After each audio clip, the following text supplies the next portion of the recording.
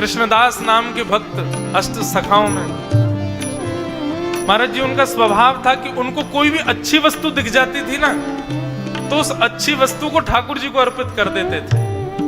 जैसे मैं वस्त्र खरीदने जाऊं और मुझे कोई रंग भा जाए, कोई वस्त्र भा जाए, तो मैं तो सांसारी हूं, मैं कहूंगा ये मुझे अच्छा लग रहा है, पर कृष्णदास जी कहते ये मेरे लाल जी को भा गया है। पहले लाल जी को प्रसादी कराते, फिर पाते, फिर ग्रहण करते। एक बार आगरा में सब्जी खरीदने गए, ये और था कृष्णदास जी का, मंदिर में रसोई बननी होती थी, रसोई के लिए सब्जियां खरीदने वहां जाते थे जिस नगर में ताजी मिले, चाहे वो 100 किलोमीटर दूर हो, बैलगाड़ी से जाते और इतनी खरीद के लाते कि ठाकुर जी की सेवा में जाएगी। कृष्णदास जी के बड़े प्रसंग आते हैं ऐसे। तो वहां सब्जी खरीद रहे थे और खरीदते खरीदते उनको सुंदर स्वर सुनाई देने लगा।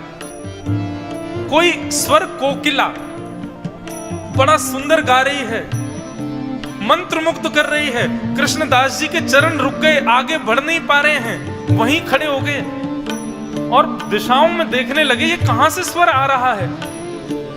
और उस स्वर के पीछे पीछे पीछे गली मोहल्लों में कूचों में घूमते घूमते पहुंचे, तभी देखा एक महफिल जमी थी, चारों ओर संसारी लोग मसनदों से टिक करके बैठे थे और बीच में एक नगर अप्सरा, एक नगर वैश्या, वो उनको रिझाने के लिए, लुभाने के लिए गा रही थी। उस नगर वैश्या के रूप को देख करके, उसके गायन को देख करके, उसके नृत्य को देख करके कृष्णदास जी बोले ये नगर वैश्या नहीं है, ये भले ही अपने पेशे से नगर वैश्या हो, पर एक वैष्णव की चित्तवृत्ति यदि इसके स्वर में गई है तो इसका मतलब है कि ठाकुर जी इसको स्वीकार कर चुके हैं और ये संसार को रिझा रही है अपने स्वर से। यदि इस स्वर से ठाकुर जी को रिझाए तो कितना बड़ा कल्याण हो जाएगा इसका। कृष्णदास जी वहीं खड़े रहे, देखते रहे क्या चल रहा है यहाँ। तभी कृष्णदास जी ने देखा कि जो व्यक्ति नोट उछाले उसके ऊपर, वो उसी के पास जाती है, और जो ज्यादा रुपया देवे उसके पास ज्यादा जल्दी जाती है।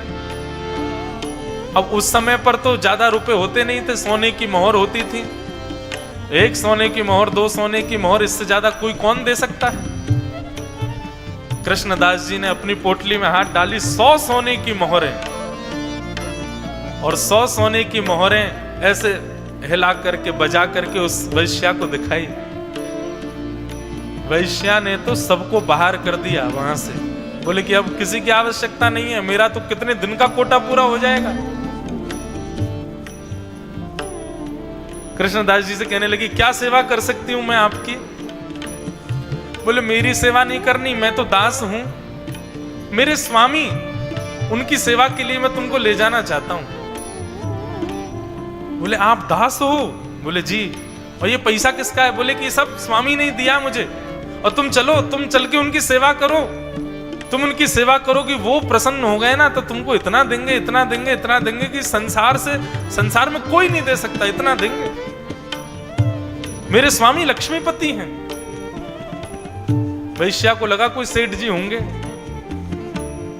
वैश्या बोली अच्छा कहां जाना पड़ेगा? बोले गोवर्धन, गोवर्धन में ऊपर उनका सुंदर हवेली है, वहीं रहते हैं। वैश्या बोली इतनी दूर? बोले तो 100 सोने की मोहर भी तो कभी जीवन में मिली इतनी? बोले आज तक मेरे पास 100 सोने की मोहर इकट्ठी नहीं हुई, एक बार में मिल गई है। बोले इससे ज्यादा देगा मेरा स्वामी, चलो। वैश्या तो तुरंत तैयार हो गई, कृष्णदास जी के साथ बैलगाड़ी पर बैठ करके गोवर्धन निकल गई। अभी तक कृष्णदास जी ने भेद नहीं खोला है कि स्वामी कौन है, वो यही सोचती जा रही है कोई नगर सेठ होगा। कृष्णदास जी उसको लेकर के जैसे ही हवेली में प्रस्तुत हुए, श्रीनाथ जी राजभोग अरोग रहे थे, प्रसाद लग रहा था ठाकुर जी का, और वो सामने आंगन में खड़ी हो गई, कभी अपने घुंघरू संभाले, कभी अपने वस्त्र आभूषण ठीक करे। कृष्णदास जी से पूछी मैं ठीक लग रही हूँ ना? बोले बढ़िया लग रही हो, बस उनको रिझा देना, उनको बढ़िया लगनी चाहिए। वैश्या तो अपना ऐसा रज रज के श्रृंगार करे, बोले आज इनके स्वामी को अपने ऊपर वाहवाही करानी है, आज इनके स्वामी को आकर्षित करना है अपने ऊपर। बंधुओं, कृष्ण रीझ हैं, इसलिए किया गया श्रृंगार भी तो भक्ति है, इसलिए किया गया कोई भी स्वरूप भी तो भजन है।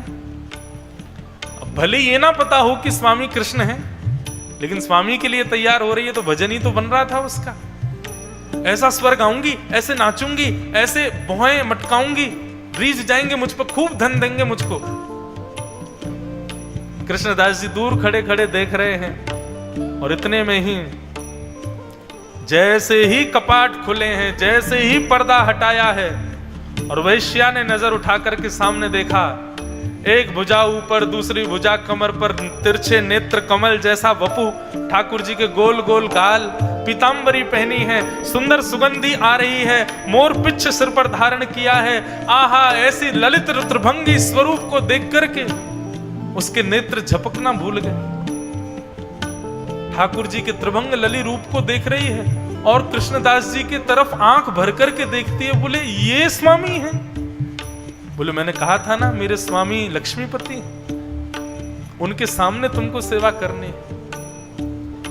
वैश्या बोली मैं आज तक संसार के लोगों को रिझाती रही हूं, पर वास्तव में हे गुरुदेव, आज आपने मुझे बताया कि अपनी किसी भी कला का प्रदर्शन कहां होना चाहिए। और अब पैर चल तो नहीं रहे हैं, कंठ अवरुद्ध हो गया है वैश्या का। उस वैश्या को देखते हुए, उसकी स्थिति देखते हुए कृष्णदास जी ने यह पद लिखा है, सजल श्याम घन वरण लीन है। घनश्याम ने जिसका वर्ण कर लिया है, सजल श्याम घन वरण लीन है, सजल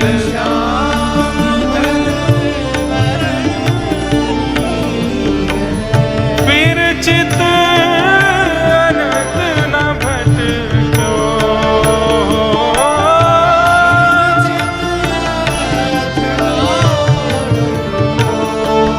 हाँ फिर चित अनंत न भटको,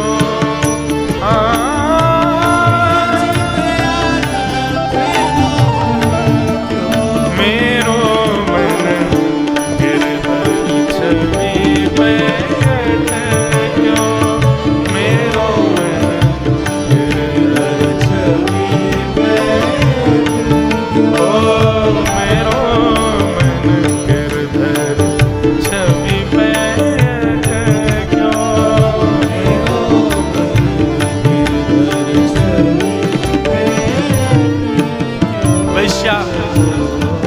कृष्णदास जी के चरणों में कहती है मैं अपना नृत्य प्रस्तुत नहीं करूंगी, मैं गा करके कुछ नहीं सुनाऊंगी।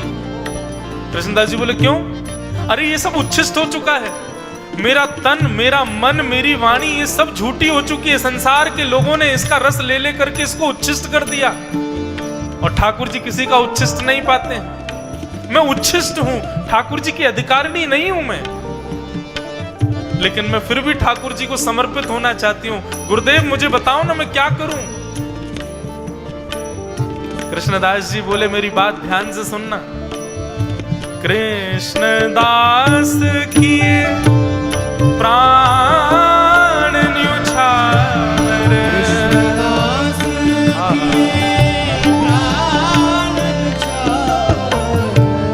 तन अपवित्र हो सकता है वैश्या, हमारा तन उच्छिष्ट हो सकता है, अपवित्र हो सकता है, पर हमारी आत्मा तो अपवित्र नहीं है ना।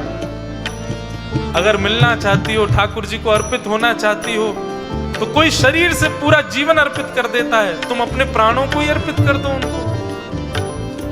कृष्णदास की प्राण न्योछावर,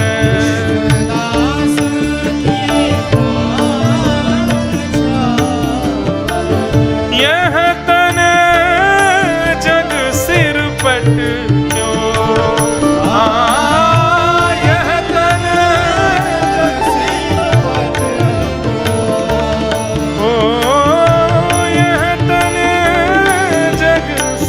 पर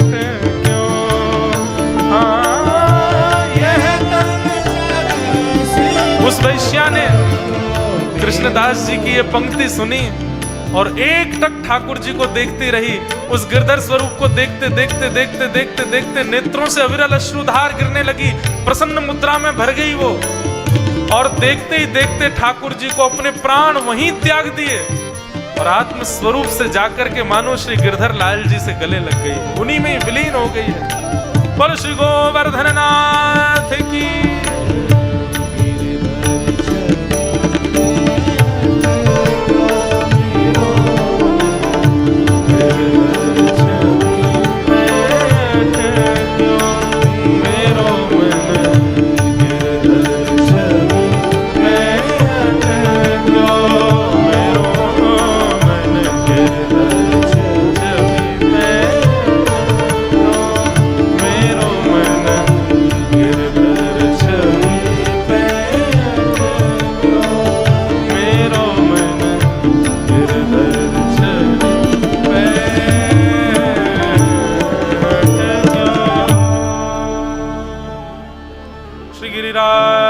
धरण की, प्यारे गिरधर लाल की।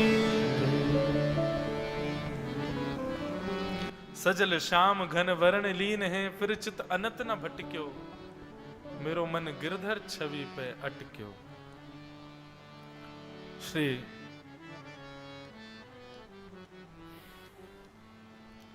कृष्णदास जी का ये भाव बहुत सुंदर है।